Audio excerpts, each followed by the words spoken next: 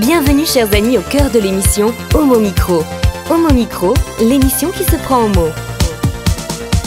Au cœur de la culture LGBT, QI+, Brahim Naik Balk, entouré de ses chroniqueurs, inonde de couleurs les ondes depuis 2004.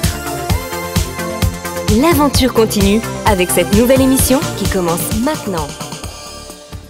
Avec le cercle des chroniqueurs, heureux de vous retrouver. Bonjour à toutes et à tous. Merci d'être fidèles à notre rendez-vous. C'est reparti pour le 26e festival Chéri Chéri. Pour en parler, nous recevons Grégory Diac, le programmateur du festival et aussi délégué général. Merci d'avoir répondu à notre invitation. Le cinéma, c'est une de ses passions. Antoine Duvignal qui est avec nous pour sa dernière chronique de la saison. Salut Antoine, comment ça va ? Salut Brahim. Bonjour. Oui. Bonsoir à tous. Ne bouscule pas, les micros, c'est comme des porcelaines. Le problème, c'est que j'en ai pas devant moi. Il est toujours étonné quand je lui donne la parole, notre ami Antoine Duvignal. Aux manettes pour la réalisation de notre émission. Bonjour à tous les deux, Nathan et Amy. Comment ça va ? Ça va très bien et toi, Brahim ? Merci de rester avec nous. Homo Micro, l'invité du jour. Eric, bonsoir. Alors on démarre cette nouvelle émission avec un invité.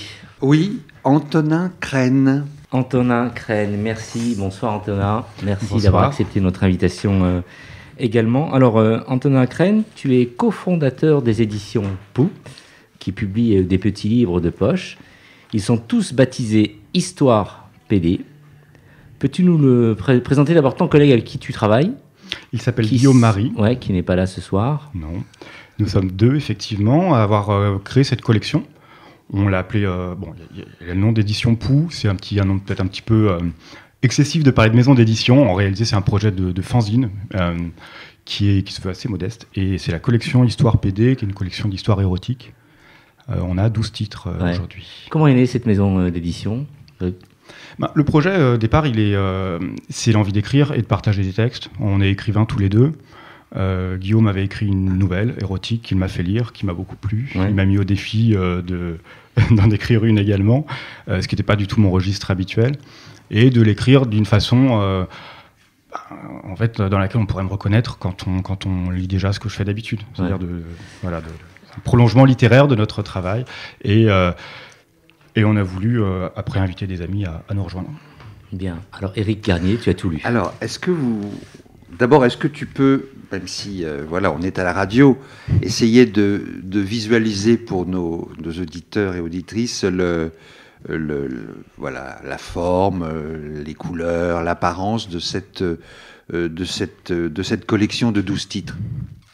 D'abord, ils sont tous différents. Ils ont tous une couleur. Peu à peu, ça forme une sorte d'arc-en-ciel. Ils sont petits, au format d'un livre de poche, en gros, et c'est très fin. Ils font entre 32 et 36 pages. C'est agrafé.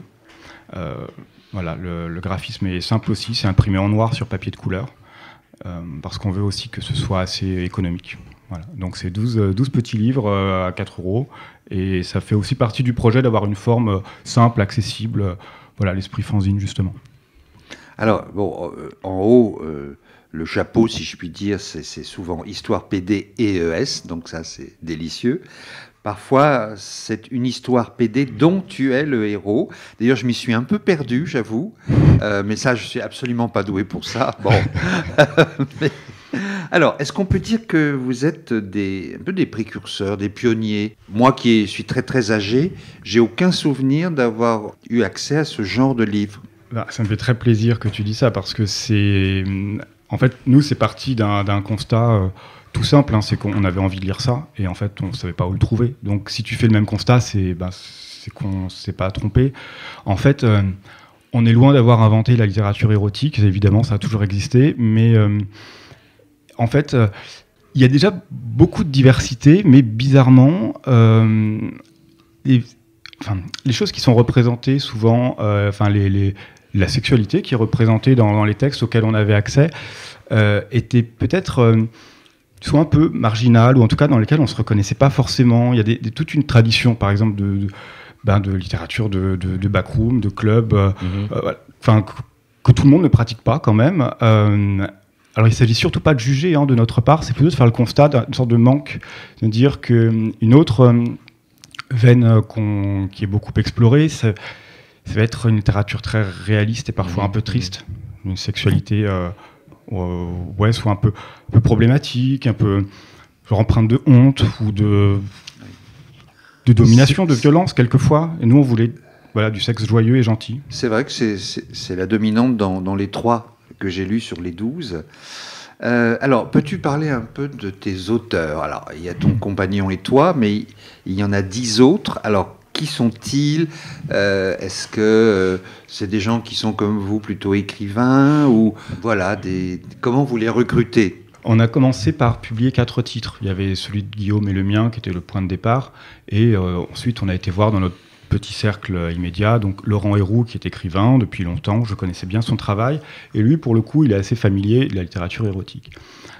Et Alban Robin, c'était la première fois qu'il publiait, mais c'est un copain, donc on savait bien ce qu'il écrivait. Ensuite, quand ces premiers titres sont sortis, on pouvait aussi élargir le cercle, puisqu'on avait commencé à avoir des lecteurs. On a rencontré Patrick Autréau, qui est Ah oui, c'est un écrivain de chez Gallimard et de chez Verdier. Voilà. Qui est un écrivain confirmé. Oui. On l'a connu par ce projet et on a senti qu'on avait des choses à se dire, tout simplement, et il a bien voulu jouer avec nous. Ça s'est fait comme ça. On n'a pas reçu de texte d'inconnus. On avait envie de travailler avec des gens qu'on connaissait ou qu'on était en train de connaître, pour qu'il y ait aussi une relation de confiance, d'amitié. Il y a une bande dessinée également d'Alexandre Bélier. Il y a une femme dans l'équipe, Cécile Rioux, qui est poète. Son titre, c'est Piscine Tournesol. Voilà. Alors, j'imagine que, je n'en ai lu que 3, je le répète, les styles et les thèmes sont très différents. Hein. Oui. Ça va de quoi à quoi, alors, où à où? Tu citais ce titre un peu particulier, Une histoire PD dont tu es le héros, qui est donc un hommage aux histoires dont vous êtes le héros, je crois, c'était comme ça. Quand les trucs qu'on pouvait lire quand on était ado. Oui, il y a une dizaine d'années, il y en avait beaucoup, ça marchait très bien, avant les mangas. Oui. Et là, Guillaume Marie joue avec les codes de ça. Ça fait partie du projet, de détourner des codes aussi. On ne s'interdit pas du tout les clichés du porno. Hein. On a des histoires de marins, des histoires de pensionnats, des histoires d'un inconnu croisé dans un train. Et on essaie de le faire à notre façon. C'est toi qui l'as écrit, celui-là. Ouais. Et pareil pour les genres littéraires, Guillaume Vissac va au bord de la science-fiction. On a des contes assez naïfs, je pense en faire partie. On a une BD, encore une fois. On a des écritures très poétiques. On a envie d'explorer les genres littéraires en même temps que différentes manières de vivre sa sexualité. Et la diversité est vraiment au cœur du projet. Oui, c'est l'impression que j'ai eue. Et en effet, d'histoire de sexe un peu hors les murs. Voilà, hors les murs d'une backroom ou d'une chambre. C'est un peu en dehors, quoi. En effet, des cadres peut-être habituels de la littérature de Dustan ou d'autres. Oui, c'était la référence contre laquelle on se positionnait un peu. J'ai aimé le lire, c'est de la littérature, il n'y a aucun doute là-dessus. Je ne veux surtout pas dire qu'on fait mieux, ou on fait juste complètement autre chose. Et je pense que un récit bref, qui justement peut faire plaisir, c'est quand même le but, partager du plaisir en peu de temps, juste 1 ou 2 scènes érotiques où en fait on se fait du bien sans violence, sans tristesse, sans culpabilité, sans homophobie non plus. C'est une dimension qui est complètement absente. Il n'y a pas du tout de dimension sociale là-dedans. On est dans des fantasmes, dans un monde un peu pur. Voilà, on s'aime, on fait l'amour, c'est tout. Alors, il y a une femme, est-ce que... hors antenne, je te posais la question, je te prévenais que je te la poserais. Alors, c'est quand même très masculin. Donc, est-ce que vous pensez évoluer vers aussi des livres pour nos amies lesbiennes ou bi? C'est pas du tout notre but. On fait ça pour nous, d'abord. Et là, c'est complètement revendiqué, assumé. On publie les livres qu'on avait envie de lire. Alors, la littérature lesbienne peut m'intéresser en tant que lecteur. Par contre, je suis gay, j'aime les hommes, et si je veux lire un texte érotique excitant, moi, ce sera un texte avec des hommes. Et c'est ça que j'ai envie de lire. Donc, on se dit qu'une collection d'érotisme lesbien, des femmes le feront beaucoup mieux que nous. Cette autrice qu'on a invitée, elle a accepté cette contrainte. Cécile Rioux, elle est oulipienne, elle aime travailler sous contrainte. Et bien là, la contrainte, c'était de faire une histoire PD. Donc il n'y a que des garçons dans l'histoire, mais c'est une femme qui écrit. Alors, est-ce que tu pourrais nous parler de 2-3 textes très rapidement, nous en donner un tout petit peu un avant-goût? Par exemple, celui, Patrick Autréau, qui est le seul écrivain vraiment connu et je veux dire, qui était quand même longtemps interne en médecine, avant d'être écrivain. Mais alors, le Triton à la perle, en quelques mots sans déflorer. Là, c'est il flirte avec le récit de voyage sans nous faire vraiment voyager, puisque tout se passe dans un appartement parisien, mais il s'agit de fantasmes de voyage. Et tout est dans la projection de ce qui pourrait arriver, aussi bien dans le voyage que dans la rencontre avec le garçon qui va lui parler de voyage. Il arrive à faire... c'est en fait le texte le plus soft, et que je trouve pourtant très excitant, parce que tout est dans l'anticipation de ce qui pourrait arriver. Et il est très subtil de cette façon. L'homme à lunettes d'un certain Antonin Crène, puisque je crois que tu en as écrit 2 dans la série de 12. Oui, effectivement, celui-ci. Cet homme à lunettes, alors pareil, sans en dire trop. Là, pour moi, c'était un jeu formel aussi au départ. Je voulais que ce soit un texte adressé. Donc j'ai écrit la 2e personne. Je m'adresse à mon lecteur, je lui dis tu, et je dis je. Et donc, en fait, c'est un récit que j'aurais pu écrire autrement, qui aurait peut-être été un petit peu banal, et j'ai eu envie de rentrer dans l'intimité du lecteur comme ça, en le regardant droit dans les yeux. Voilà, et c'est aussi ce dialogue que j'aime parce que ça va avec la petite échelle de production de nos livres. C'est-à-dire qu'on connaît nos lecteurs pour beaucoup, et voilà, donc de jouer avec cette proximité m'intéressait. Et enfin, pour en parler d'un 3e, Alexandre Bédier, ce soir, c'est moi le chef, avec un tablier sur les reins, un tablier de cuisine, donc qu'est-ce que c'est que ce soir-là? Déjà, c'est une bande dessinée. Ah. Et là, ah oui. Alors, comme d'autres titres, il commence par un cliché du porno. On va sonner chez le voisin parce qu'il lui manque un truc pour terminer une recette. Donc c'est vraiment pas très, voilà, c'est vraiment pas très malin comme point de départ. Et là, le jeu du fantasme n'est pas seulement sexuel, puisqu'il va entrer dans un monde parallèle de plus en plus fantastique. Et la particularité d'Alexandre Bédier, c'est qu'il aime les garçons gentils avec des lunettes. Donc, ils ont tous une tête de premier de la classe. Voilà, comme toi d'ailleurs. On ne te voit pas à l'antenne, mais c'est exactement comme ça. Alors, comment sont reçus tes livres? Et d'abord, on a oublié de te demander, depuis combien de temps publiez-vous ces livres? On a commencé... je ne parle pas du temps de discussion avec Guillaume Marie et de la préparation, mais ils sont sortis du premier et aujourd'hui. Voilà. Ils sont sortis en février 2020, juste avant le premier confinement, et juste au bon moment parce qu'on a pu faire une fête pour la sortie des premiers, ce qu'on n'a pas fait pour les suivants, évidemment. Là, on estime que la collection pourrait être terminée. Disons qu'on ne s'est pas engagé à en sortir d'autres, parce qu'on veut être sûr d'avoir envie à chaque fois. Ah. Mais dès qu'on aura envie, on saura comment recommencer. Alors, est-ce que vous avez reçu comme les maisons d'édition classiques, par la poste, des textes sous enveloppe, et comment peut-on est-ce que on peut, moi par exemple, qui n'ai aucune idée du tout, mais si tout d'un coup est-ce que je peux en proposer des textes à votre maison? En fait, oui et non, c'est-à-dire qu'on n'a pas forcément envie de recevoir un texte prêt à publier, on a surtout envie de faire des rencontres. C'est comme ça que tous les textes ont été produits, soit c'était des amis, soit c'était... je parlais de Patrick Autréau, je ne le connaissais pas avant, mais s'est d'abord beaucoup parlé avant qu'il nous propose un texte. Nicolas Petit aussi, qu'on ne connaissait pas, on avait lu un texte de lui, qu'on avait beaucoup aimé. On s'est dit, avec une écriture pareille, on aimerait voir comment ça se passe quand il parle de sexe. Et on a parlé avec lui, on l'a mis au défi, il est rentré dans le jeu. Donc on peut nous contacter, en fait, pour nous parler, tout simplement. Et puis c'est comme ça qu'on peut un jour travailler avec les gens. Alors, ma dernière question, puis je crois que tu en auras encore une ou deux. Comment cette collection est reçue dans le monde littéraire? C'est un grand mot, mais voilà, est-ce que vous faites votre trou, si je puis dire?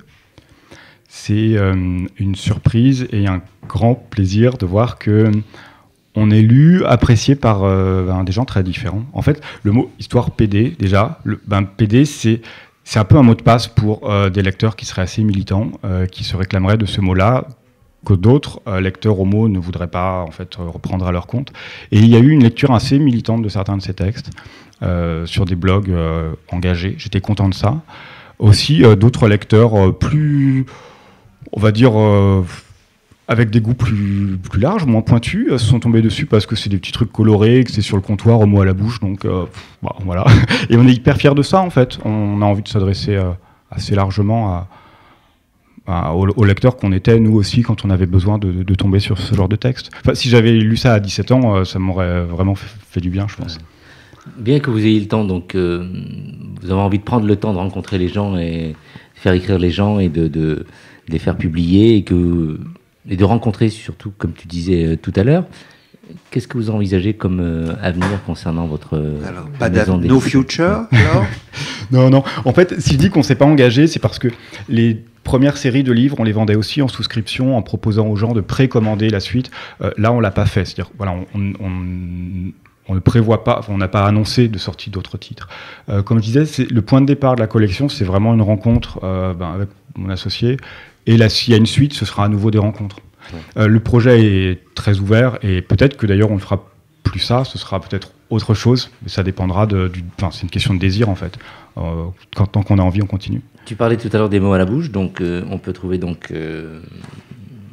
près de la caisse, il y a près de la caisse, ouais. Ça. Ailleurs aussi. Oui, on n'a pas beaucoup démarché de libraires. Je sais pas, on n'est pas très commerciaux, mais on peut nous commander en ligne sur notre site ou sur le site des mots à la bouche, parce que bon, c'est leur métier de vendre des livres, donc chacun sa part. À Paris, ils sont également à l'Impromptu. Ouais. Ils sont chez Tulitu à Bruxelles. Ah oui. Ouais. C'est tenu par deux femmes. Hein. Ouais. Et Rive Gauche à Lyon. Ouais. Voilà. On a peu de points de vente, mais on vend en ligne. Alors, Pou, ça s'écrit P-O-U. Hein. Oui, voilà, bouche ou genou. Voilà, donc une collection originale qui fait du bien, qui se transporte très facilement, qu'on peut offrir très facilement. Voilà, et ben, merci beaucoup. Merci d'avoir répondu à notre invitation. Avec plaisir. Homo Micro, l'émission LGBTQI+, qui se prend au mot. Nathan, on passe à la musique.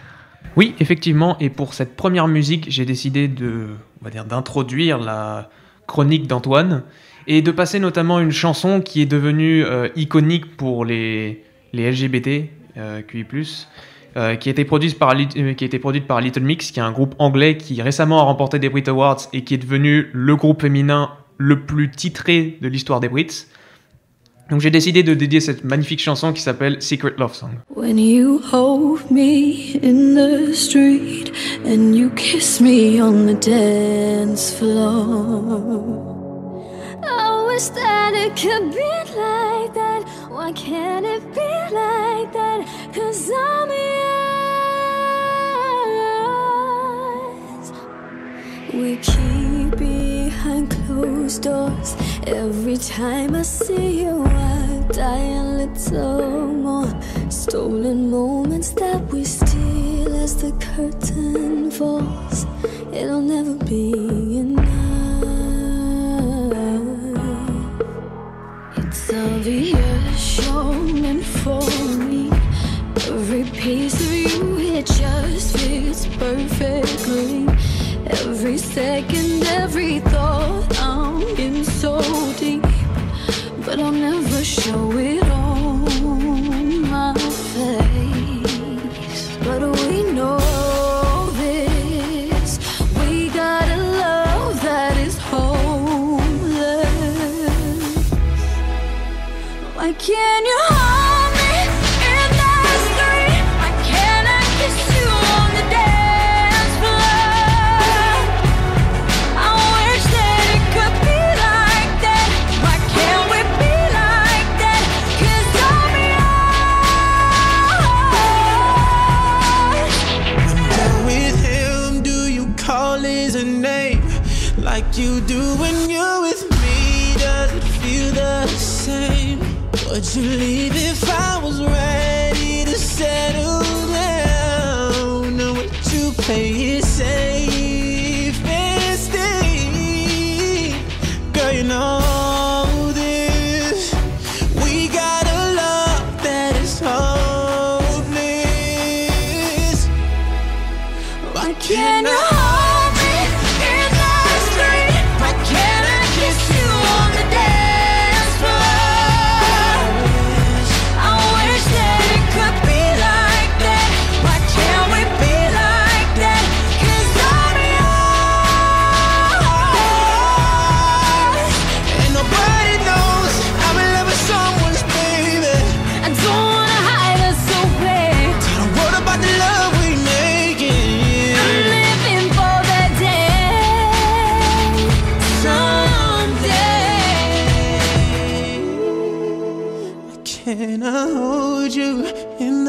street. Why can't I kiss you on the dance floor? I wish that we could be like that. Why can't we be like that? 'Cause I'm yours, I'm yours. Oh, why can't you hold me in the street? Why can't I kiss you on the dance floor? I wish that it could be like that. Why can't it be like that? 'Cause I'm yours. Why can't I say that I'm yours? I wanna shout it from the rooftops. I wish that it could be like that. Why can't we be like that? 'Cause I'm yours.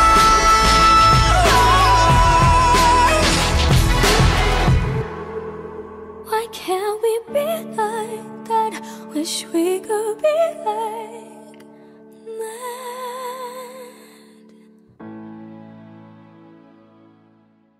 Homo Micro, le cercle des chroniqueurs. Vague homophobe en Europe de l'Est et lutte anti-LGBT-phobe. Nous sommes avec Antoine Duvignal. Alors en mars dernier, tu étais venu pour nous parler de l'homophobie en Pologne. Quelles sont les nouvelles sur le front, Antoine ? Oui, vous vous souvenez, je vous avais parlé ici de ces zones, je cite, sans idéologie LGBT, que le gouvernement polonais avait autorisé, voire encouragé même, des zones, villes ou régions où les LGBT+, n'étaient pas les bienvenus. En clair, où il n'y avait pas de place, et où il n'y a pas de place pour les gays, lesbiennes, bisexuels, transgenres, queer, asexuels, etc. En réaction, le Parlement européen avait, entraîné par Ursula von der Leyen, présidente de l'UE, avait adopté une résolution proclamant l'UE zone de liberté pour les LGBT+. Eh bien, les choses bougent un petit peu, puisque fin mai, une quarantaine de diplomates en poste à Varsovie ont appelé à protéger les droits des personnes LGBT+, en Pologne. C'est une action de soutien forte, et disons-le plutôt humiliante pour la Pologne. Ça souligne à quel point les droits des personnes LGBT+, se sont dégradés dans ce pays ces dernières années, sous l'influence d'un parti conservateur populiste qui compare la promotion des droits LGBT+, à une idéologie proche du communisme. Alors que dit exactement l'appel des diplomates ? C'est un soutien appuyé aux efforts visant à sensibiliser le public aux problèmes que rencontrent les LGBT+, en Pologne. C'est un appel à travailler conjointement sur un environnement de non-discrimination et d'acceptation mutuelle pour protéger ces communautés des agressions physiques et verbales. Alors les États-Unis et la plupart des partenaires de la Pologne dans l'UE ont signé cet appel, sauf bien sûr la Hongrie et la Roumanie. Alors on peut dire aussi que cela va dans le bon sens, mais le nerf de la guerre quand même, pour soutenir toutes les associations LGBT en Pologne, c'est encore et toujours l'argent. Et là, est-ce que ça bouge dans ce domaine ? Eh oui, puisqu'un certain nombre de personnalités ont lancé sur Internet, au début de ce mois de juin, une plateforme de crowdfunding, c'est-à-dire de levée de fonds pour défendre les droits LGBT en Pologne. Et cette ONG de financement participatif est composée d'artistes et de célébrités polonaises, notamment du prix Nobel de littérature 2018, Olga, alors je ne suis pas sûr de bien prononcer, Tokarczuk, qui en a pris la tête. Et cette ONG doit aider à lever des fonds dans le monde entier pour aider à soutenir les organisations polonaises de lutte pour les droits LGBT+.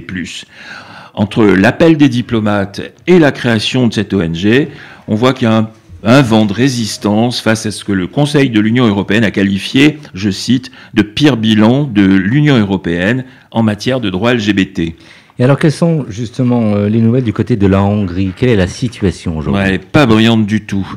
On en parle beaucoup en ce moment. La Hongrie veut interdire, je cite, la promotion de l'homosexualité auprès des mineurs, tout en assimilant homosexualité, pornographie et pédophilie. Le parti de Viktor Orban a déposé le 10 juin dernier des amendements législatifs, votés depuis bien sûr, visant à interdire aux moins de 18 ans la soi-disant promotion de l'homosexualité, de l'identité de genre, du changement de sexe dans les programmes éducatifs. Et de plus, avec cette loi, les enfants, les ados ne pourront plus regarder les films ou séries qui traitent ou abordent, même de façon secondaire, l'homosexualité ou le genre.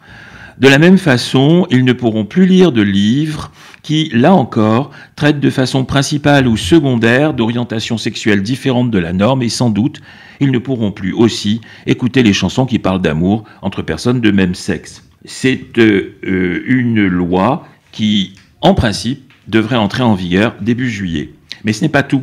Les publicités des grands groupes solidaires des personnes gays et lesbiennes, Coca-Cola par exemple, qui en 2019, à la suite d'une campagne pro-LGBT, avait suscité un appel suscité une forte réaction et un appel au boycott en Hongrie. Eh bien, avec cette loi, ce type de publicité ne sera plus autorisé. Et bien entendu, avec l'adoption de ces dispositions, c'est la liberté d'expression et les droits des enfants qui se trouveraient sévèrement restreints.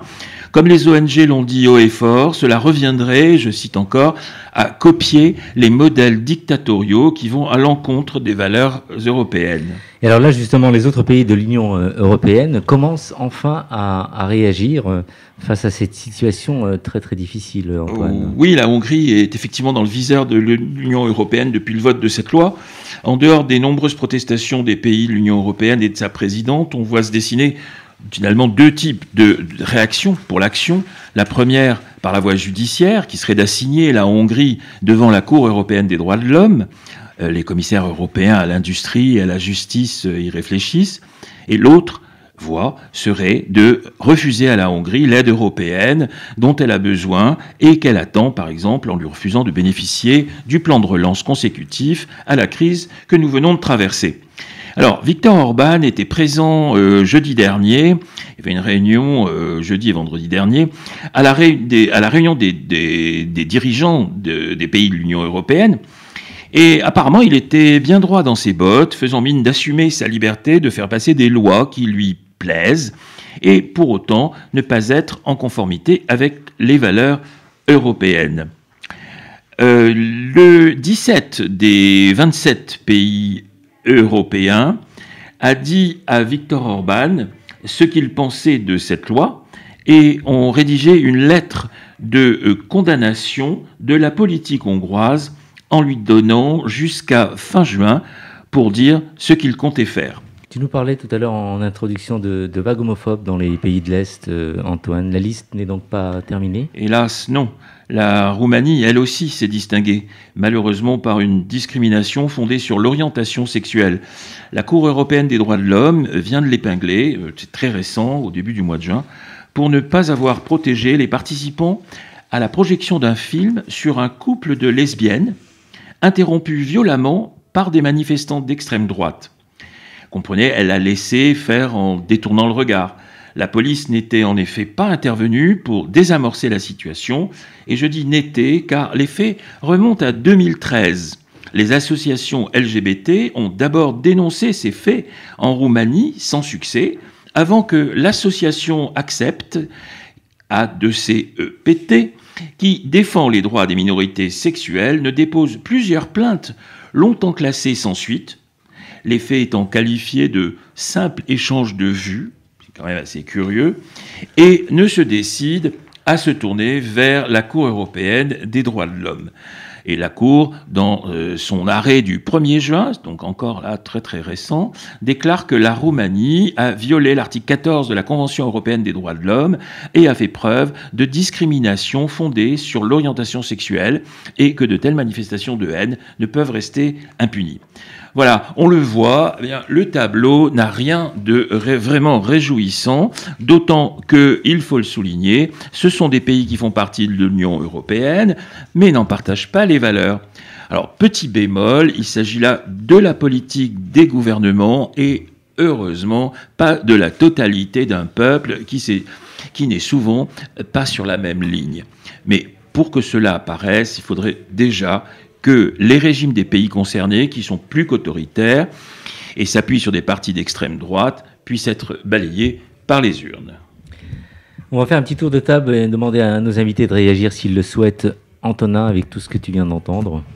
Nous, avec nos histoires PD, je disais qu'on était loin de ces préoccupations a priori parce qu'on n'en parle pas du tout dans nos textes. Mais en fait, tout simplement, si on peut le faire, nous, de publier ces textes-là, on ne pourrait pas le faire là-bas. Et c'est certain que l'accès à ces textes qui peuvent faire du bien, nous auraient fait du bien quand on était ado, comme toute la littérature LGBT. On a eu besoin de ça pour se construire quand on avait 15 ans. Antoine, est-ce que les Européens vont arriver à persuader la Hongrie, les Hongrois et la Pologne pour faire évoluer les mœurs ? Ça, c'est une méchante question. C'est pas parti pour, parce que on a bien l'impression qu'Orban, de toute manière, va rester sur la même ligne. C'est pas les lettres et les injonctions de l'Union européenne qui risquent de le faire bouger. Malheureusement, je crois pas. Eric ? Est-ce qu'un festival de cinéma comme celui que tu vas nous présenter, Chéri Chéri, est-ce qu'il aurait des chances d'être autorisé en Pologne et pire encore en Hongrie ? Grégory ? Bien évidemment non. Festival LGBT en Europe centrale, à ma connaissance, il n'y en a pas vraiment. Par contre, on voit très régulièrement passer des films hongrois, des films roumains, des films polonais, LGBT, de grande qualité. Chaque année, à Chéri Chéri. D'ailleurs, cette année, il y a un très beau documentaire hongrois sur le parcours de deux femmes lesbiennes qui souhaitent adopter un enfant. Donc voilà, donc ça existe aussi, les très bons films dans ces sociétés-là. Merci, Antoine. Homo Micro, l'émission LGBTQI+, qui se prend au mot. Nathan, retour à la musique. Oui, et pour cette musique, j'ai décidé de vous emmener dans un voyage plutôt spirituel et très doux. Et pour ce fait, je me suis dit, bon, puisque c'est un voyage, il faut que quand même l'épisode soit long et qu'il puisse vous transporter. Donc du coup, j'ai choisi de vous emmener, vous ressourcer dans des sources thermales, entre guillemets. Voici Nora En Pure avec Thermal.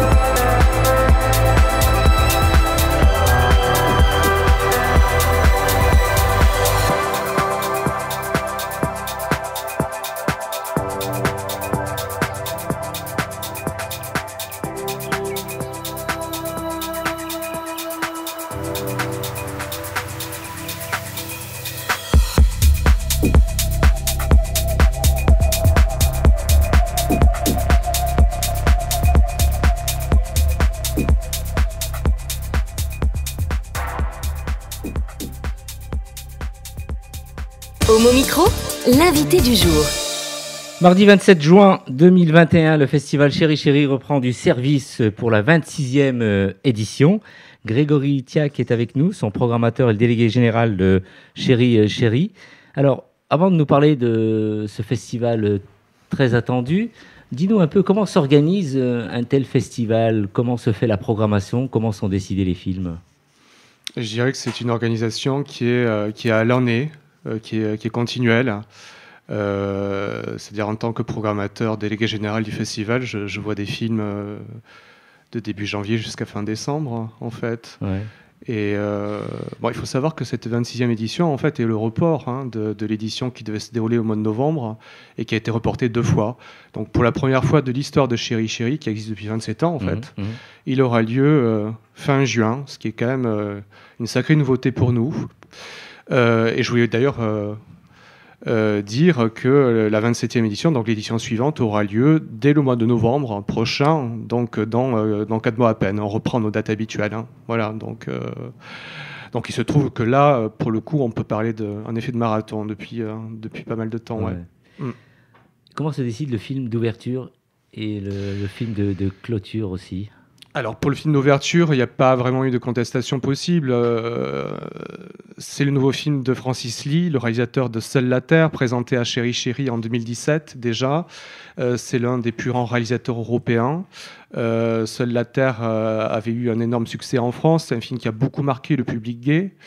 Donc là, il s'agit d'un film tout aussi réussi, avec un sacré casting, Kate Winslet, Saoirse Ronan. C'est un film labellisé Cannes 2020.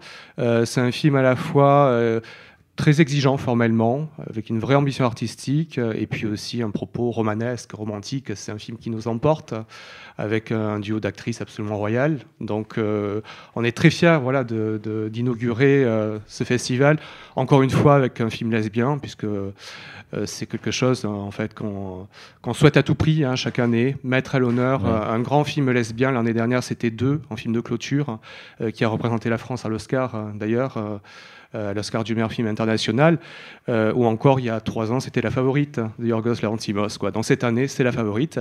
Et puis en film de clôture, là cette fois-ci, on a fait le choix de mettre à l'honneur plutôt un réalisateur au profil plus militant. C'est Romas Dabauskas, qui est un peu l'enfant terrible du cinéma balte. C'est un cinéaste militant qui a beaucoup défendu les Femen, par exemple, et tous les mouvements contre les LGBT-phobies en Russie. Excusez-moi, en fait, c'est plutôt les Pussy Riot, en fait. Je me suis trompé. C'est pas les Femen, et la différence est assez grande. Désolé pour cette erreur. Mais en tous les cas, voilà, c'est un film qui a un profil beaucoup plus militant, puisque ça raconte une histoire d'amour entre un réfugié syrien et un avocat bourgeois désabusé de Vilnius. Voilà, donc c'est l'histoire d'une rencontre entre 2 mondes. Donc c'est à la fois une love story, mais aussi avec un propos social très très fort. Donc voilà. Nous recevrons le réalisateur lundi prochain à Homo Micro. Et quant à la programmation, dis-nous tout un peu sur les films programmés et annoncés. Alors pour la programmation, c'est très dur d'en parler parce que la programmation est vraiment conséquente. En fait, à Chéri Chéri, il y a plus de 60 longs métrages et 80 courts métrages qui sont présentés. Donc c'est vraiment une programmation assez pléthorique. Il y a une compétition fiction, une compétition documentaire, une compétition court-métrage qui rassemble plus de 80 courts. Et puis il y a aussi le panorama fiction, le panorama documentaire, les séances spéciales, les séances porno. Si je devais retenir vraiment des films phares, outre Ammonite, je citerai Vancho, un film brésilien réalisé par Daniel Nolasco, qui est pour moi un concentré de la culture SM, underground, gay. Bon, c'est un film bien évidemment interdit moins de 16 ans, qui met en scène les fantasmes érotiques les plus hot. C'est un mélange entre Jean Pedro Rodriguez, le réalisateur de Au Fantasma, Fassbinder aussi par l'ambition artistique, et je dirais aussi L'Inconnu du lac. Donc c'est un sacré mélange, et c'est une proposition extravagante, absolument flamboyante, et qui, comme son nom l'indique, est très très très chaud, très hot. Voilà. Si je devais citer d'autres titres, je dirais le nouveau film de Marco Berger, qui a réalisé Le Colocataire, qui est un beau succès en France, sorti il y a quelques mois. Et donc son nouveau film s'appelle Le Prédateur. Et il change complètement de registre. Il surprend beaucoup là, Marco Berger, puisqu'il nous avait habitués à des love stories, en fait, où il mettait en scène des fantasmes, des désirs frustrés. Et bien là, c'est un véritable scénario construit au service d'un dilemme. D'un dilemme cornélien, d'un dilemme moral, en fait. C'est un thriller très tendu, assez troublant, et il se rapproche davantage de l'univers de Larry Clark cette fois-ci. Donc c'est un film très réussi, dérangeant, qui surprendra un petit peu les fans de Marco Berger, mais qui est tout aussi réussi et plus ambitieux encore que les précédents. Tu nous disais tout à l'heure, c'est un festival qui s'adresse évidemment à toutes et à tous. Ah oui, tout à fait. C'est une volonté vraiment farouche de ma part. Je suis délégué général depuis 4 ans et j'ai voulu vraiment introduire une parité stricte, vraiment une parité stricte entre les œuvres réalisées par les femmes et les œuvres réalisées par les hommes, les films gays, les films lesbiens, et aussi, bien entendu, introduire des films à thématique trans, intersexe, queer. C'est aussi une volonté de ma part d'internationaliser un maximum également les œuvres présentées. Bon, il se trouve quand même qu'il y a des zones géographiques aujourd'hui qui sont plus dynamiques que d'autres. Aujourd'hui, les œuvres les plus intéressantes, les plus ambitieuses, je dirais qu'elles viennent d'Amérique latine, clairement. Ça fait 3 ans que ça dure, donc d'Argentine, du Brésil, du Chili. Le contingent, comme depuis 3 ans, est pléthorique. Je crois qu'il y a plus de 15 longs métrages en provenance d'Argentine, de Brésil et du Chili, là, cette année encore. Et puis il y a bien entendu le continent européen qui continue à produire des films de très très grande qualité venant d'Allemagne, du Royaume-Uni et de France aussi, bien entendu, dont le nouveau film de Marie Castille, Mention Char, là aussi un film labellisé Cannes 2020 avec une Noémie Merlan absolument extraordinaire dans son rôle, et je ne serais pas surpris qu'on la retrouve César de la meilleure actrice dans quelques mois. Dans le rôle principal, donc, puisqu'elle joue le rôle en fait d'un homme transgenre, et c'est pour la première fois une fiction trans qui traite de la transparentalité. Voilà. Des parrains et des marraines pour cette année, Grégory ? Non, pas de parrain, ni de marraine. Pour cause de Covid ? Non, mais on a décidé de mettre à l'honneur depuis 4 ans les films, et rien que les films. Voilà. Très bonne idée. Alors ça se passe où ? Dans le 13e arrondissement, mais... Alors, le festival se déroule principalement au MK de Beaubourg, au MK2 Quai de Seine et aussi au MK2 Bibliothèque à travers la cérémonie d'ouverture et la cérémonie de clôture. Donc en tout, il y a 130 séances, donc principalement réparties à Beaubourg et au Quai de Seine. Et pour découvrir tous les films sur le site internet, pour les différents rendez-vous dans les différents cinés Oui, tout à fait. Alors toutes les informations utiles sont disponibles sur notre site Chéri Chéri, et puis aussi sur notre page Facebook, sur notre page Instagram et sur nos newsletters. Voilà. Merci Grégory. Bon début de festival. Et Nicolas avait une question. Tout à l'heure, quand tu présentais les films que tu voyais, etc., tu parlais aussi beaucoup de films qui viennent des pays de l'Est, des pays baltes, etc. C'est pas forcément des pays dans lesquels l'acceptation des LGBT est très prononcée. Comment travaillent ces réalisateurs et réalisatrices dans ces pays ?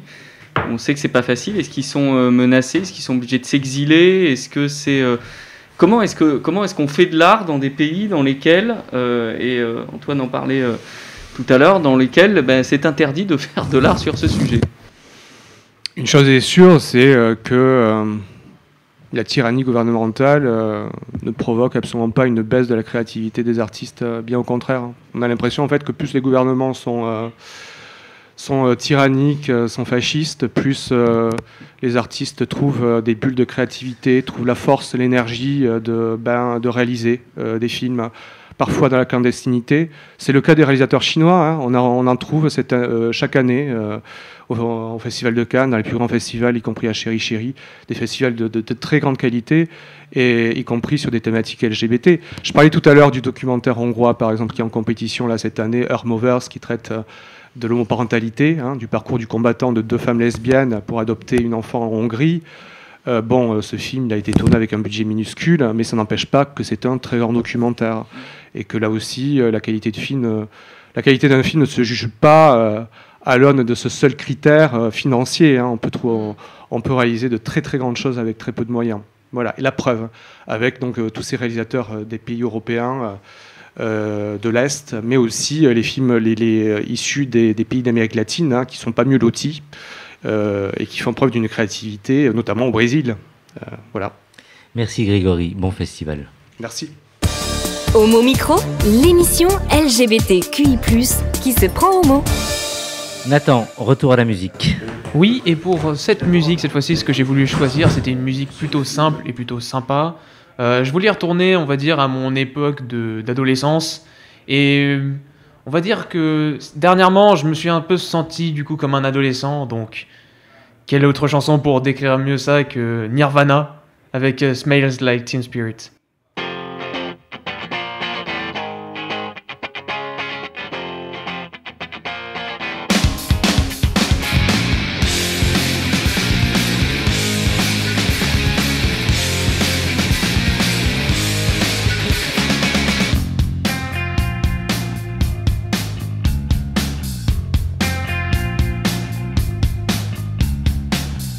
Load up on guns, bring your friends.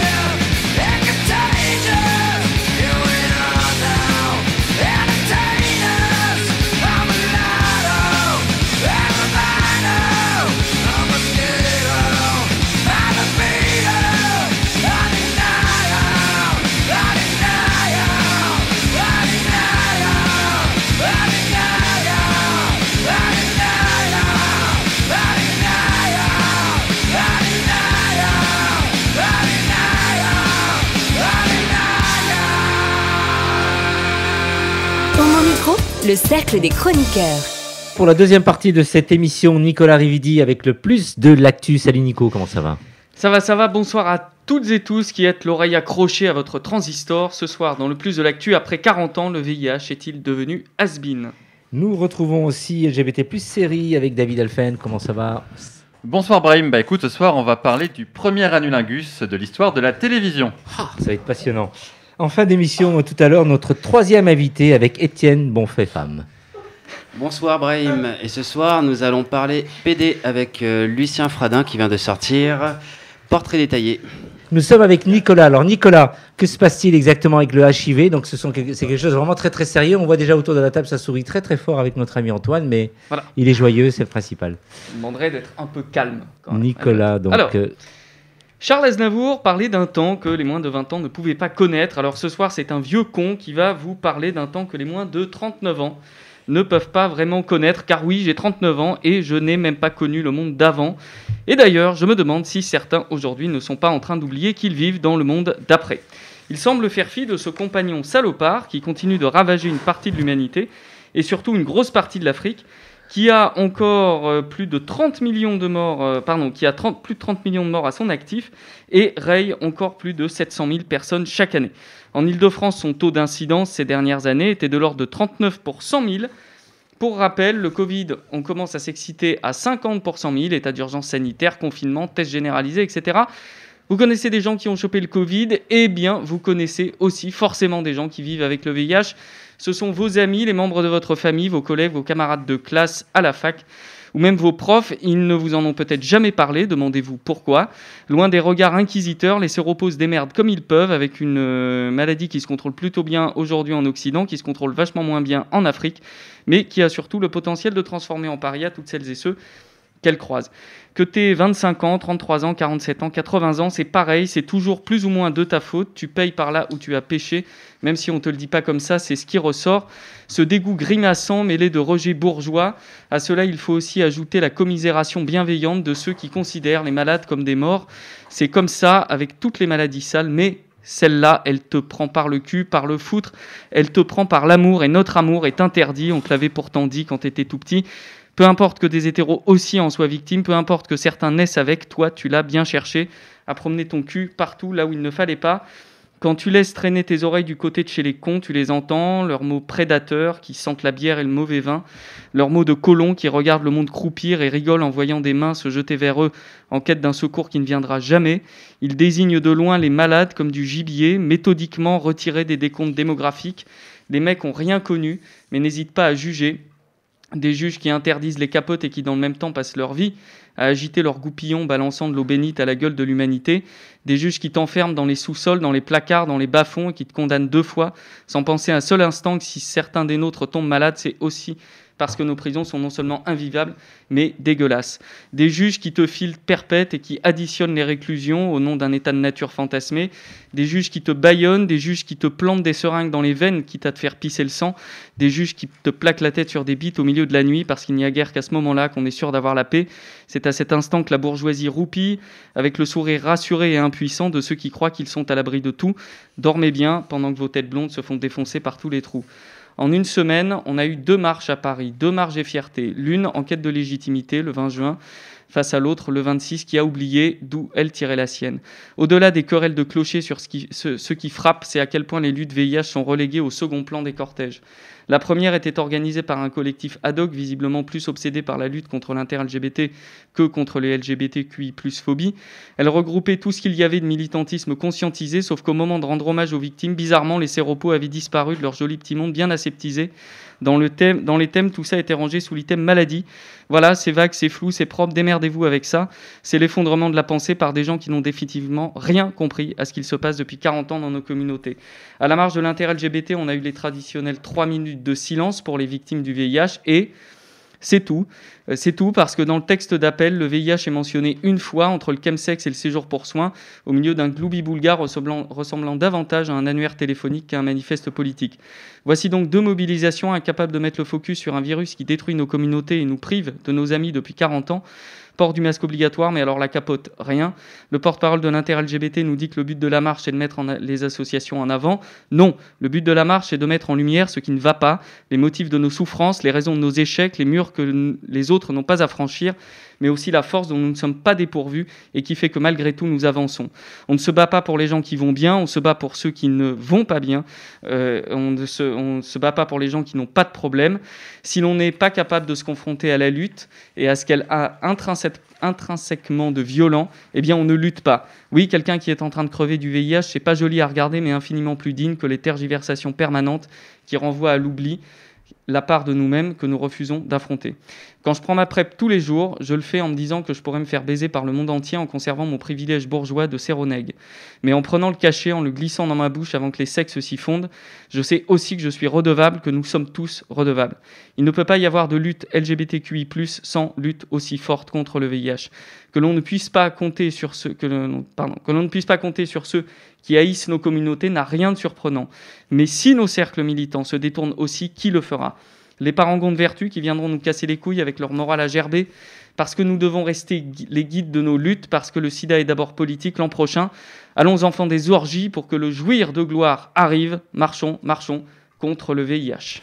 Merci Nicolas de nous rappeler de toute cette réalité. Et j'aimerais vraiment un tour de table. Je te voyais donc très, très attentif, David Alphen. Bon, c'est une chronique, je pense, très importante. Enfin, moi, je vois quand j'ai des rapports intimes avec des jeunes entre 20 et 25 ans, ils ont totalement oublié le VIH, la capote n'est plus là. Même des fois, quand ils prennent pas la PrEP, pour eux, c'est une vieille maladie qui a été oubliée. Et à beau y avoir justement des séries ou des programmes qui en parlent encore, ça paraît d'une autre époque. Donc je pense que ce serait bien qu'il y ait un petit coup de rappel, comme l'a très bien rappelé cette chronique. Antonin, notre premier invité de tout à l'heure. J'étais à la marche des fiertés de ce week-end et c'est vrai qu'elle était peut-être peu militante, mais elle était quand même, si je devais en dire du bien, moins commerciale. Et le fait que les chars des marques soient absents, je trouve qu'on s'est regroupé pour de meilleures raisons peut-être que d'habitude, et peut-être que les slogans n'étaient pas assez explicites, pas assez présents, mais il y en avait, et ils étaient un peu plus visibles quand il y avait moins de marques. Tu penses que les militants doivent aussi un peu réagir, Nicolas, qui sont un peu absents aussi je ne sais pas s'ils doivent réagir, il faut qu'ils fassent leur boulot de militants. C'est toujours difficile, parce que moi j'ai commencé le militantisme à une époque où c'était un sujet qui était encore très prégnant. Il n'y avait pas de... ça faisait partie intégrante. Alors pourquoi est-ce que ça s'évanouit, comme tu le disais tout à l'heure, des jeunes, etc., qui n'y pensent plus, etc. Mais voilà, fondamentalement, ça questionne quand même. Et le rôle du militant n'est pas de militer quand tout va bien. Mais alors effectivement, oui, il y avait des messages, il y avait des... Mais... il n'y a pas de raison objective de tout focaliser sur la transphobie, les questions de PMA, et à juste titre, parce que c'est des choses qui doivent être défendues, et de gommer ça. Tout va ensemble. Tout va ensemble. On ne peut pas faire l'abstraction de l'un pour défendre l'autre, parce que sinon tout l'édifice s'effondre. Donc c'est ça qui est important. Et en l'occurrence, sur le texte d'appel que je mentionnais, c'est creux. Il suffit de le lire, c'est disponible sur Tétu, j'invite tout le monde à le faire. Si quelqu'un comprend quel est l'axe de lutte là-dedans, moi je sais pas dire. Étienne. Et du coup, est-ce que tu peux pas considérer que les premiers militants, on va dire à l'époque, dans les années 80, ont réussi du fait que la génération qui suit la nôtre n'ait plus ce poids au-dessus de la tête et qui peuvent jouir sans avoir la peur d'être infecté, on va dire. Je pense, pour le coup, que considérer qu'il n'y a plus ce poids au-dessus de la tête est une erreur. Parce que rien dans l'épidémiologie du VIH, que ce soit au niveau francilien, national ou international, ne laisse supposer que cette épidémie soit réellement finie. Alors, elle décline, on le voit dans les chiffres, c'est très net, mais elle décline lentement, et avec un nombre de personnes atteintes qui est important. Et encore faut-il, effectivement, pour pouvoir jouir sans l'épée de Damoclès, prendre la PrEP de façon observante. Voilà, ça veut dire comme il faut, ça veut dire mettre des préservatifs, ça veut dire donc, tout un tas de choses. Alors ça ne veut pas dire que tout le monde va l'attraper, mais il faut... Moi, ce qui m'intéresse depuis le début de la pandémie, c'est de voir à quel point, finalement, alors, toute proportion gardée, là, en l'occurrence, on le voit dans les chiffres, des épidémies qui sont proches en termes de personnes atteintes, arrivent à faire les gros titres de la presse et des journaux télévisés pendant 1 an et demi, et dans l'autre, sont des choses qui sont complètement oubliées. On a aujourd'hui, je n'ai pas regardé la prévalence Covid en Ile-de-France, mais elle doit être à peu près, vu qu'on est passé sous les 50 il y a quelques jours, elle doit être à peu près celle du VIH en Ile-de-France. Tu voulais ajouter, pour terminer, Antoine Duméal. Oui, non, en fait, le problème aussi, c'est mondial, quoi. C'est l'épidémie, c'est dans les pays sous-développés, en Afrique, etc. Enfin, aujourd'hui, nous, on est privilégiés en Occident, quand même. Donc, le regard doit beaucoup plus se tourner vers les pays sous-développés en voie de développement et Afrique-Asie. Le Swaziland, par exemple, qui est un État enclavé en Afrique du Sud, c'est près de 50% de prévalence dans la population totale. Près de 50% de prévalence dans la population totale. Enfin, c'est inimaginable pour nous. Merci pour cette chronique, Nicolas. Surtout, pensez à vous protéger, pensez aux préservatifs. Homo Micro, le cercle des chroniqueurs. David Alphen qui est avec nous aujourd'hui. Tu vas nous parler de 3 séries cultes pour la communauté LGBT, David. Oui, tout à fait, exactement. On va parler effectivement de Queer as Folk et The L Word. Et alors il y a donc le second, on va dire, grand bouleversement télé. C'est la version britannique, Queer as Folk, la première révolution résidait dans le coming out de Hélène. Tu en as parlé donc il y a quelques semaines, Hélène DeGeneres. Et le second réside, attention, dans un... Alors, je ne vais pas oser le dire, je préfère que tu me le dises. Un anulingus. Ouais. Il y a un extrait que tu vas nous passer, on me dit.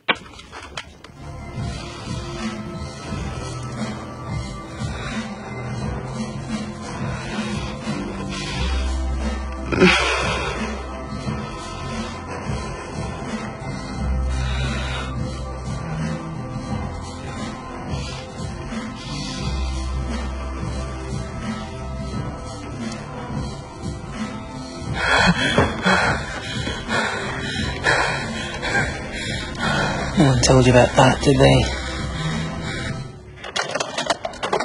Amis auditrices et auditeurs, vous venez d'entendre la première scène d'Anulingus de l'histoire de la télévision grand public.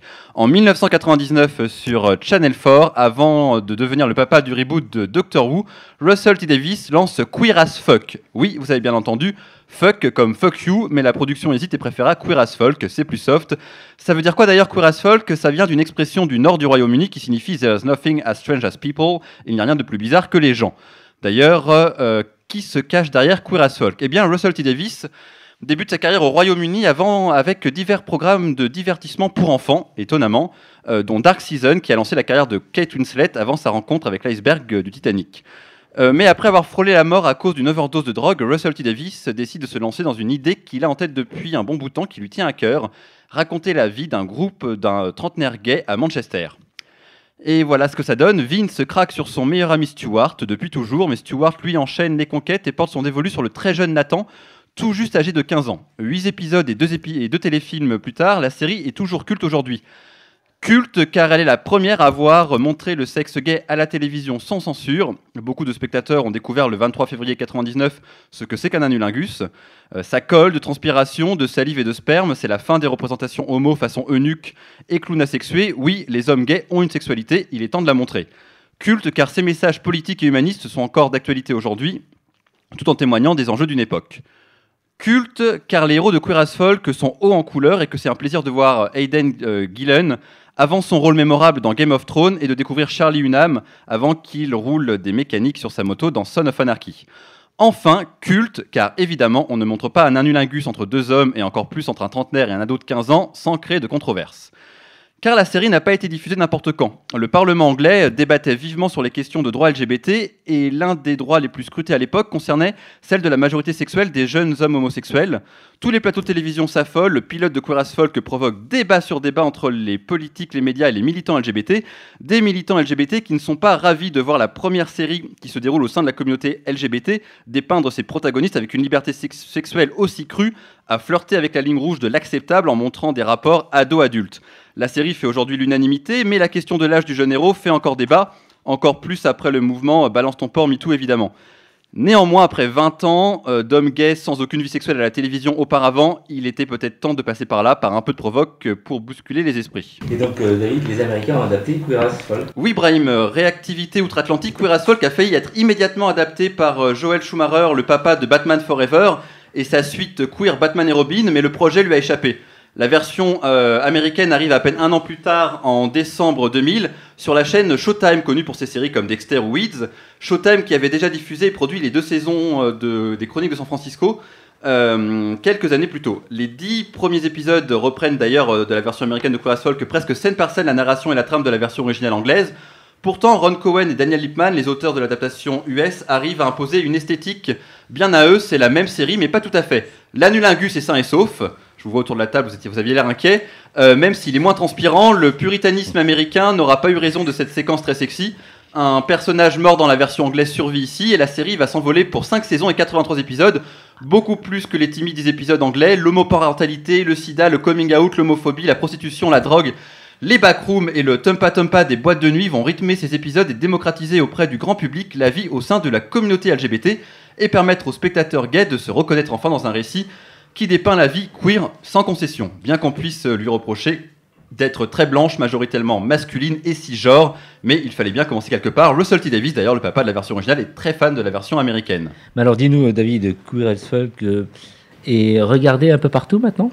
Oui, c'est regardé un peu partout, et puis effectivement on se demande souvent laquelle des deux regarder. Eh bien les deux. La version américaine, c'est un peu une série doudou, même si elle aborde des sujets très sombres, elle accompagne les spectateurs avec beaucoup de douceur et de sensibilité. On est chamboulé, touché, ému, mais jamais perturbé ou trop bousculé. Au contraire, la version originale est beaucoup plus incorrecte dans son style et dans son ton, plus crépusculaire, plus torturé, plus cynique. Les fans de Russell T. Davies savent comment... Comme le scénariste peut être sombre et anxiogène quand il le souhaite, c'est d'ailleurs un bel exercice de style de voir comment avec la même histoire on peut raconter des choses totalement différentes. Donc les deux séries sont à voir. Avec un an de crise sanitaire, la version américaine est sans doute plus charmante, plus sirupeuse, moins anxiogène à regarder en ce moment. En conclusion pour terminer, David, ton conseil série de la semaine, dis-nous. Bah écoute, je vais quand même parler un petit peu parce que sinon je vais me faire taper dessus par ces demoiselles de The L Word, qui est la série qui arrivait au même moment. 3 ans après le lancement, Queer as Folk arrive sur... Showtime, la même chaîne que Queer as Folk. La chaîne va surfer sur la vague tout en répondant aux critiques qui trouvent les personnages féminins de Queer as Folk limités au rôle de poule pondeuse, ce qui est pas faux. Elaine Chaiken arrive avec sa série The L Word, une idée originale, cette fois-ci sur la vie glamour et compliquée d'un groupe d'amies lesbiennes à Los Angeles. La série va être diffusée pendant 6 saisons et 70 épisodes. Elle montre à son tour la sexualité féminine et lesbienne sous un jour nouveau, en montrant le plaisir féminin, seul ou à plusieurs. Et vraiment, c'est pour les spectatrices lesbiennes très important. La série dépeint aussi la transition de Max née Moira et va traiter de la transidentité, évidemment, d'un homme trans, d'un F2M. C'est sobre, parfois un peu maladroit, mais nécessaire et bienvenu. D'ailleurs, Max n'est pas joué par un homme transgenre, mais Daniel Assi, une femme queer cisgenre. Voilà, donc ça n'a pas forcément plu. La série, d'ailleurs, revenue sur nos écrans en 2020. Avec une nouvelle saison inédite, The L Word, Génération Queer. Et pour répondre à ta question, justement, Brahim, je vous conseille de regarder justement The L Word, Génération Queer sur Canal+, série, la suite donc de The L Word, mais également Schitt's Creek, une comédie improbable sur une famille très riche qui se retrouve à devoir cohabiter dans un motel au milieu de nulle part. On pourrait se demander où sont les personnages LGBT. Eh bien, ils arrivent à partir de la fin de la saison 3 et avec une banalisation incroyable. C'est une comédie, c'est à voir sur Canal+ série et c'est top. Vous allez passer un très bon moment. Merci. Ça mérite quand même un petit tour de table. Je ne vais pas faire réagir. Non, t'inquiète pas, Antoine, je te ferai pas réagir et ni même Eric. Ils sont pas concernés. Je parle aux plus jeunes plutôt. Et tiens, le plus jeune, Nicolas. Il y avait une histoire d'anulingus. C'était évident que c'était pour moi. Que veux-tu savoir, Brahim? Je ne connais pas ce que tu viens de dire là. Je ne sais pas. Pas l'anulingus. Est-ce que tu veux qu'on te fasse un petit schéma explicatif vocal de la chose? On va peut-être demander à notre invité qui nous attend s'il pouvait rappeler plus tard. Non, je plaisante. Antonin, tu voulais peut-être... Non, ajouter, non. Étienne, peut-être... Tout a déjà été entendu, je pense, sur l'anulingus. C'était un extrait très sympathique. Ouais. Merci, mais vraiment, merci à toi. Les images. Merci à toi, David. Homo Micro, l'invité du jour. Et pour terminer, un dernier invité, c'est avec toi, Étienne. Oui, alors je vais commencer donc par lire un extrait du livre. Je dis PD et je vais dire PD. Comme portrait détaillé, ça fait PD, les initiales. Sachez qu'on peut dire PD quand on est PD et que quand on ne l'est pas, il est de bon ton d'y réfléchir à 2 fois. C'est comme quand je dis enculé, je ne pense pas sale enculé, je le répète sans cesse à qui veut l'entendre. Enculé, c'est pas une insulte. Il viendra à personne l'idée de dire sucer pour insulter quelqu'un. Je dis PD pour y mettre le sens que je choisis et pas celui qu'on m'assigne. Je dis PD parce que c'est un joli mot. Je dis aussi tarlouse ou tapette, comme des jolis mots.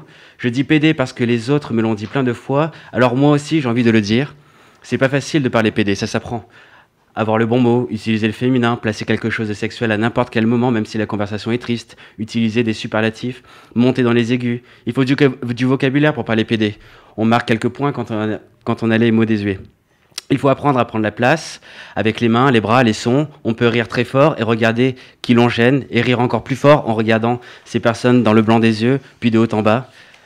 La peur pour les hommes de devenir une proie est un atout pour nous.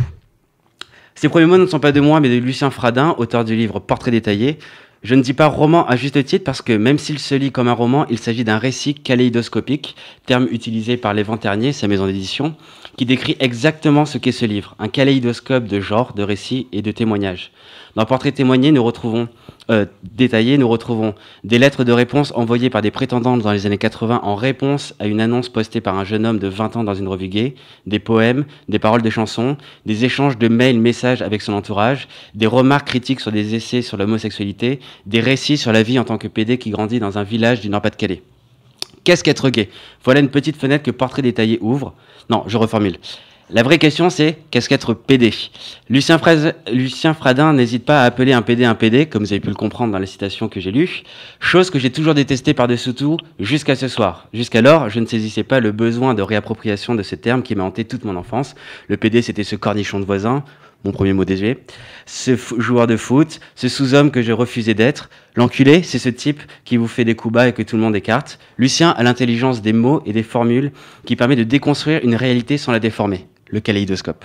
C'est un livre à mettre dans les mains de tous les homosexuels encore mal dans leur peau pour leur faire prendre conscience qu'être gay n'est pas dégradant. Citation. Faut pas être une folle. Une folle, ça ressemble trop à une fille. Quand t'es un garçon, faut pas ressembler à une fille. C'est la honte d'être une fille. Être une folle, c'est dangereux parce que ça rend heureux. Mettre du vernis à ongles, porter des jupes sans rien en dessous, tenter d'atteindre les aigus de Mylène Farmer, faire des blagues sexuelles tout le temps, même quand c'est pas le moment. Fin de la citation.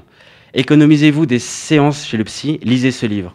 L'autre aspect que j'ai adoré dans Portrait détaillé, c'est le récit sur sa propre vie de provincial qui devient PD, qui essaie de comprendre qui il est, de trouver sa place dans la société et de rencontrer d'autres garçons comme lui pour aimer ou batifoler.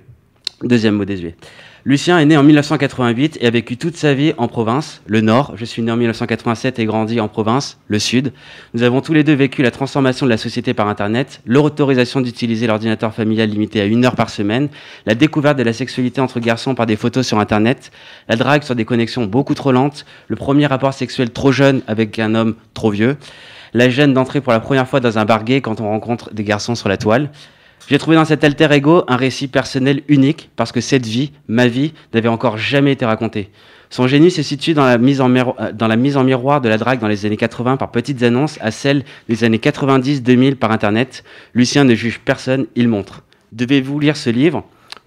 Oui, peu importe votre âge, votre expérience, je suis certain que vous y trouverez votre compte. Histoire de la drague, constitution d'un groupe militant LGBTQI+, construction d'un spectacle, vouloir aimer quand on ne sait pas être fidèle, réflexion sur l'homosexualité et un style frais et percutant qui se déguste.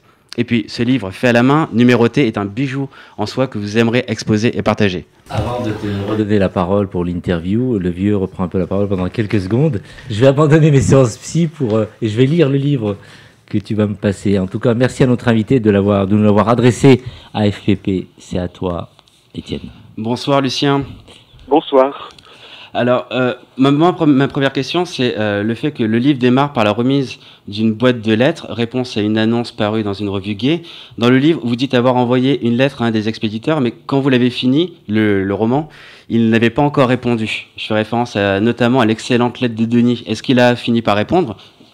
Non, alors toujours pas. J'ai trouvé une nouvelle stratégie pour lui écrire, mais j'ai pas encore osé puisqu'avec la sortie du livre, tout ça, je me laisse encore un peu de temps et la création du spectacle pour retenter ma chance. D'accord. Et pourquoi vous avez cherché spécialement à retrouver les auteurs des lettres qui ont été envoyées et pas forcément l'auteur de l'annonce ? Parce que l'auteur de l'annonce a vraiment disparu pour le coup, puisque les lettres ont été retrouvées dans sa maison abandonnée. Et donc, comme il a laissé derrière lui qu'une seule boîte postale, et que moi j'ai pas le contact direct des antiquaires qui ont vidé sa maison, j'ai pour l'instant aucun moyen de le retrouver directement. D'accord, donc vous savez pas qui il était et quelle réaction il a eu par rapport à ces lettres. Non, et c'est ce que j'aime beaucoup aussi, c'est que je ne sais pas à quel point il ment dans son annonce, puisque, enfin, voilà, il y a des lettres qui ne sont pas aussi dedans, mais avec lesquelles j'ai essayé de mener l'enquête, et c'est vraiment, des fois il s'appelle Olivier, des fois il s'appelle Patrice. Donc, est-ce que c'est le même? Est-ce qu'il a inventé une vie? Enfin voilà, il y a tout un mystère autour de ce personnage qui me plaît beaucoup aussi en l'état pour le coup. Et en fait, c'est l'histoire du spectacle. Et avec le Covid et tout ce qui toutes les restrictions qu'il y a eu, est-ce que vous avez pu le mener, ce spectacle? Eh ben, il avance. Il est devenu un trio. Je pensais que ce serait un solo, puis en fait, c'est devenu un trio. Et on a présenté une première étape de travail à Saint-Nazaire vendredi dernier. Et quelle a été la réception des premiers spectateurs? Eh ben, ça a été plutôt bien reçu. Je crois qu'un peu comme le livre, les retours que j'ai, c'est que moi, j'aime beaucoup mettre des blagues un peu tout le temps, mais en fait, j'aborde aussi des sujets assez lourds, ou en tout cas pas toujours joyeux. Et donc, du coup, le public était un peu mi-figue, mi-raisin. C'est-à-dire qu'il savait pas s'il fallait rire de ce qui s'était passé ou plutôt être dans l'émotion. Et donc, les retours étaient plutôt à cet endroit-là, de pas encore trouver l'émotion, une émotion unilatérale, quoi. Et comment se présente le spectacle par rapport au livre? Parce que moi, j'ai une bonne image du livre, mais j'ai du mal à voir comment est construit le spectacle. Eh ben, en fait, je travaille avec un vidéaste qui s'appelle Pablo Albandea et un musicien qui s'appelle Klaus Pinto. Et on a des costumes par Antonin Gélibert, enfin des habits plutôt que des costumes, parce c'est des choses qu'on pourrait mettre dans la vie. Et du coup, on est 3 sur scène, avec un grand écran vidéo et des grosses enceintes qui font beaucoup de bruit. Et on alterne. Là, on a créé 2 nouvelles chansons.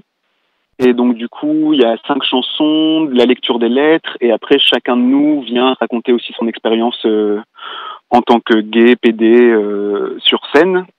Et on a aussi ajouté des interviews vidéo, du coup, de mon filleul et du costumier.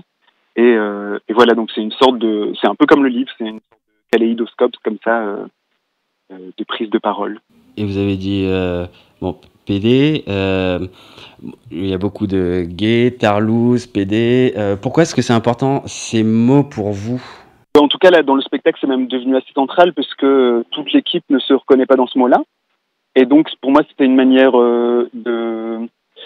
J'ai l'impression que les récits gays sont souvent les mêmes, en tout cas les récits créés par des personnes, les récits mainstream créent souvent un récit assez similaire dans lequel moi je me reconnais pas forcément.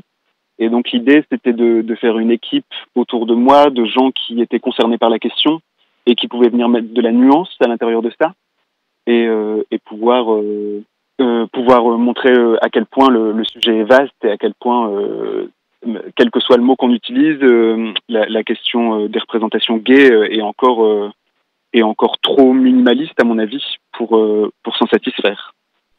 Et vous utilisez ces termes-là, PD, gay, tarlouse, etc., dans le même sens où l'emploi est politique et il y a vous accolez un sens différent sur chacun des termes. Moi, je pense que j'utilise le mot PD comme un mot plus politique, en effet. Moi, je viens d'une région où, par exemple, le Front National est composé d'énormément de personnes qui se définissent comme gays. Et à un moment, je me suis posé la question de comment c'était possible en tant que minorité, créer de nouvelles discriminations. Et je crois que PD, pour moi, est plus proche des mouvements queer et des luttes intersectionnelles, c'est-à-dire de se poser la question aussi de la classe, de la race, du genre. Et donc, pour moi, PD vient plus des mouvements... avant le mot queer, on disait notamment aux universités d'été qu'on appelait transpédéguine. Je pense que ça vient vraiment de cet endroit-là du militantisme qui se veut, je crois, plus radical. Vous disiez que vous aimez pas vous avez pris le terme PD parce que la forme classique qu'on a des romans gays, on va dire, ne vous correspondait pas. Est-ce que c'est la raison pour laquelle vous avez opté pour un récit kaléidoscopique ou plutôt qu'un roman d'autofiction, par exemple? Moi, en fait, je viens plutôt du spectacle plutôt que du livre, moi. Et donc, dans mes premiers spectacles, le récit était centré sur ma vie et sur les liens avec ma famille, etc. Et du coup, je voyais la limite de cette chose-là, c'est que j'allais à mon tour créer un récit qui serait toujours le même. Et c'est plutôt là où je me suis dit qu'il était temps de convoquer d'autres paroles et d'autres personnes, peut-être aussi d'autres générations ou ayant des autres vécus, etc., pour continuer à donner, pour pas que moi j'enferme à mon tour cette représentation gay dans un seul schéma. Et mon avant-dernière question, on va dire, moi ce qui m'a étonné dans le livre, c'est qu'il se déroule entre le printemps 2019 et février 2021, et il n'a absolument pas fait mention du Covid, donc ça l'inscrit pas du tout dans l'époque. Pourquoi en fait ce choix-là? C'est ça que j'aime bien moi cet endroit. C'est pour ça aussi qu'il y a toujours, je pense, une dimension un peu de fiction, ou en tout cas c'est-à-dire de pas essayer de. J'ai jamais travaillé sur l'actualité, aussi bien dans mes spectacles que dans mes écrits. Mais là, mettre une date, c'était surtout un moyen pour moi de montrer que entre les lettres des années 80 et l'écriture du spectacle, il y avait un grand temps. Mais oui, en effet, c'est vrai que la dimension du Covid m'a pas du tout traversé au moment d'écrire. Moi, ça m'a surtout permis de faire quelque chose dans cet isolement-là. Et donc, je pense que écrire là-dessus en plus m'est pas venu à l'idée. Très bien. Et ma dernière question, donc, c'est où est-ce qu'on peut le trouver? Eh bien, on peut le trouver sur Internet. Les Vents Terniers, la maison d'édition, le vend en ligne. Et puis, dans n'importe quelle librairie qui est votre librairie préférée, vous pouvez demander Portrait détaillé de Lucien Fradin et vous le commanderont avec grand plaisir. D'autres livres en perspective? Est-ce que vous avez des projets d'écrire d'autres livres, ou vous êtes certainement en train d'en écrire déjà? Là, j'écris plutôt je suis en train de préparer pour dans 2 ans un nouveau spectacle à destination du jeune public sur les masculinités et la famille choisie. J'espère qu'on aura l'occasion un jour de vous voir dans nos studios, parce que là, vous êtes dans le sud de la France. Hein. C'est ça. Hein, merci à vous et à très bientôt à mon micro. Merci beaucoup. Merci en tout cas. On me dit à l'oreille qu'on n'a pas trop de temps pour un tour de table. En tout cas, c'était une formidable chronique de ta part, Étienne. Merci à la réalisation Amy avec Nathan. On vous adore, on vous embrasse. À très très vite. Au revoir. Hey! Oh non! Cette émission est maintenant terminée. Mais un conseil, retrouvez l'ensemble des podcasts d'Homo Micro, l'émission qui se prend au mot, sur toutes les bonnes plateformes de streaming.